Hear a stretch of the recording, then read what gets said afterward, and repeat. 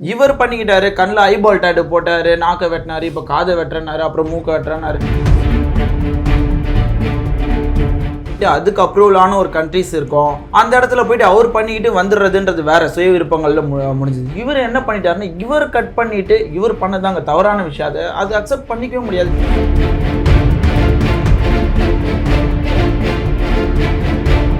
இப்போ இவரை கைது பண்ணிட்டாங்க, இவரை எந்த மாதிரி கேஸ்ல தூக்கி உள்ள போடுவீங்க? கிளைண்ட் கம்ப்ளைண்ட் கொடுத்தா அட்டெம்ப்ட் டு மர்டர். அதுக்குன்னு ஒரு எமோஷனலாக பாதிக்கப்பட்டவங்க, எமோஷனலாக வீக் ஆனவங்க, அவங்க எமோஷனலை காட்டுற விதமாக தான் இந்த பாடி மாடிஃபிகேஷன் ஸ்டார்ட் ஆச்சு.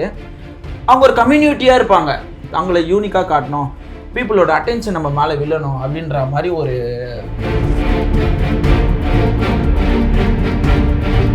பத்து ஸ்பேனர் வருதுங்களே, அதுக்கான நட்டு வருது இல்லை? ஆமாம், அந்த நட்டு எடுத்து மண்டையில் வச்சுப்பாங்க.